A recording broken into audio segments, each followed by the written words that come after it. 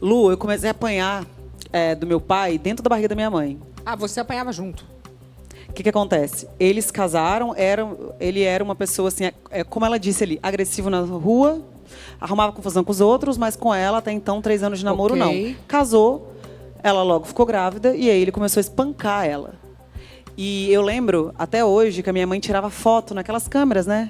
Sim. Aquelas antigas. Descartáveis, né? E aí ela guardava as fotos para um dia ela ter coragem de denunciar ele. Só que assim, quando ela estava grávida de 6 meses de mim, ela fugiu. Aí levou meu avô, meu tio, fez uma reunião na casa da minha avó, prometeu que nunca mais faria isso.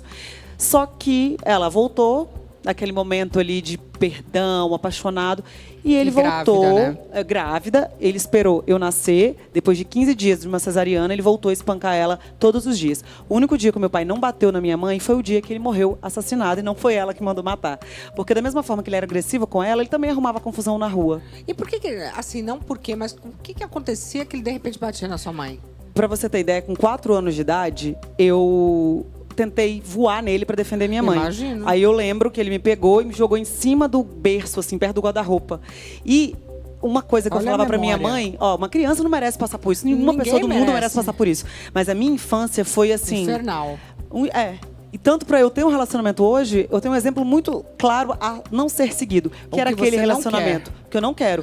Briga, discussão. Isso é um exemplo bom também. Às vezes a gente aprende no exemplo errado. E aí eu lembrava que dava final de semana, minha mãe tinha que arrumar a mala dele para viajar com outras mulheres. Alugava a casa na praia, colocava a gente num hotel no meio do mato, bem distante, e ele alugava a casa para as amantes dele, porque no velório dele tinha uns 5 amantes, tá, Lu? Batia nas amantes também?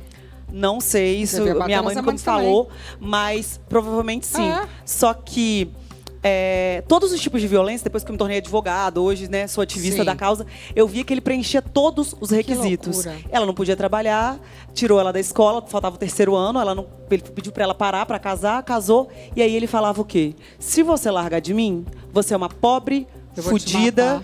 Eu mato você, sua família tira a Gisele de você, você nunca mais vê ela. Então, ela tinha também a violência patrimonial e ela ficava refém dele. Óbvio. E ela fazia todo o serviço doméstico, mas é um serviço que até hoje não é invisível, né? E não é reconhecido.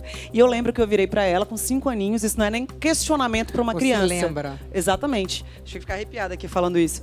E aí eu falei, mãe, todas as vezes que o meu pai bate em você, que você, olha só, perguntar onde você tava. Imagina o seu marido sai na sexta-feira, na segunda-feira ele chega em casa, você só perguntava onde você tava. E ele espancava ela.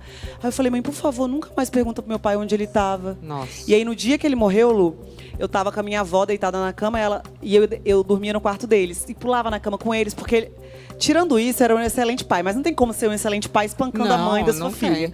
Vem cá, mas ele espancava e aí ele voltava ao normal. Sim, aí depois, minha mãe andava de ouro até aqui, ó. O braço dela era cheio de ouro. Não que ela pedia, tá? Não, eu tô Na minha entendendo. casa, a gente morava num sítio no interior do Espírito Santo, lá em Una. Não tinha nada de Netflix, era só TV aberta. Tinha uma televisão em cada quarto. Carros aos montes. Por quê? Depois de um espancamento, vinha a fase do remorso e arrependimento, a lua de mel deles. Todos são assim. Queriam compensar de alguma forma. E como ele tinha dinheiro, ele dava ouro, dava carro, dava roupa. O guarda-roupa dela caía de tanta roupa. Mas nem usava porque não saía com ela. E aí, prometia, nunca mais faço isso, chorava, vamos pra igreja, peço perdão. Durava o período da lua de mel, depois vinha a fase da tensão. Que horas que ele vai me bater, começava a tratar ela mal. E aí depois, a fase da explosão, que são as 3 fases da violência doméstica. Espancava ela novamente. E aí, no dia que ele morreu, minha avó falou assim, você não vai deitar com seu pai e com sua mãe? Eu falei, não, vó.